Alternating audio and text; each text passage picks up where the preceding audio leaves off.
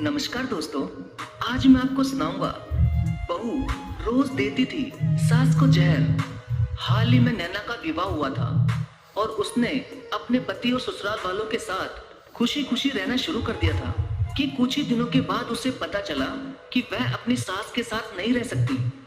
नैना की सास बहुत पुराने ख्यालातों की थी, जबकि नैना एक मॉडल जमाने की लड़की थी। जल्द ही उन दोनों के बीच झगड़े होने लगे और कई महीने बीत जाने के बाद भी दोनों सास बहू की कोई सुलह नहीं हो पाई और हालात वैसे ही होते रहे। समय के साथ साथ नैना और भी ज्यादा आक्रामक हो गई और धीरे धीरे उसे अपनी सास से बहुत ज्यादा नफरत होने लगी। वह सोचने लगी कि कैसे अपनी सास से छुटकारा पाया जाए। एक बार हमेशा की तरह जब उसने अपनी सास से झगड़ा किया तो उसके पति ने अपनी माँ की साइड ली। इस बात पर नैना बहुत गुस्सा हो गई और वह अपने मायके चली गई। नैना के पिता एक डॉक्टर थे।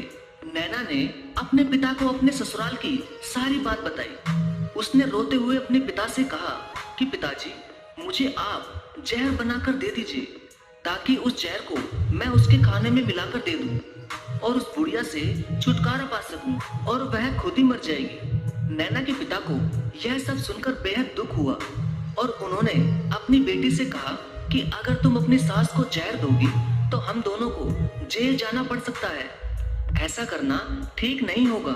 लेकिन नैना उनकी एक भी बात नहीं सुन रही थी। वो मरने मिटने को तैयार थी। आखिरकार उसके पिता ने कहा कि ठीक है, जैसा तुम चाहती हो वैसा ही होगा। तभी उसके पिता अंदर से एक पाउडर लेकर आए और कहा कि बेटी, जब भी तुम अपनी सास को सुबह शाम का भोजन दो तो इस पाउडर को उस खाने में रोज मिलाकर देती रहना।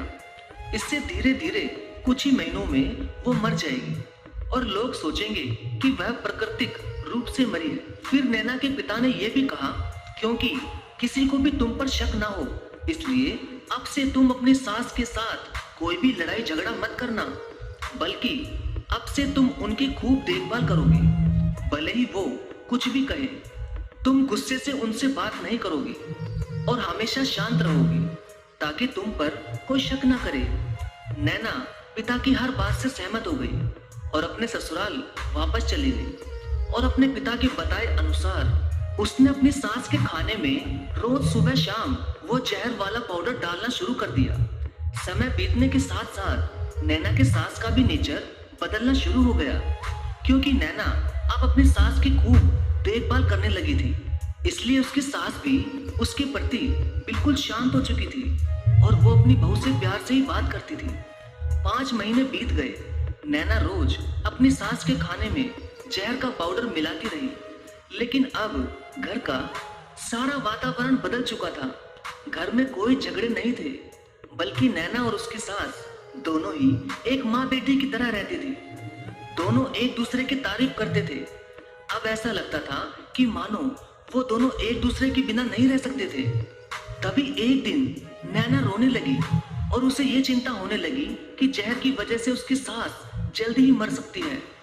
तभी वह अपने पिता के घर गई और उनके आगे रोती हुई कहने लगी कि पापा, कृपया मुझे उस जहर के पाउडर को ठीक करने के लिए इलाज बताइए। मैं अपनी सास को खोना नहीं चाहती। वह मेरी माँ की तरह है और मैं उनसे बहुत प्यार करती हूँ। ये कहकर नैना बस रोए ही जा रही थी। तभी उसके पिता मुस्कुराए और बोले, कौन सा जहर? मैंने तो तुम्हें बस एक चूरन दिया था जिससे बस तुम्हारी सास का हाजमा ठीक रहे। ये सुनकर नैना हैरान रह गई और उसने अपने पिता से पूछा कि उन्होंने ऐसा क्यों किया। पिता ने कहा, बेटी, अगर तुम किसी दूसरे इंसान से प्यार चाहते हो तो तुम्हें भी उसे प्यार देना होगा। रिश्ते एक गाड़ी की तरह होते हैं और हम लोग उन पर लगे पहियों की तरह। जब तक सभी पहिए ठीक से आगे नहीं बढ़ेंगे तब तक कोई भी गाड़ी ठीक से नहीं चल सकती।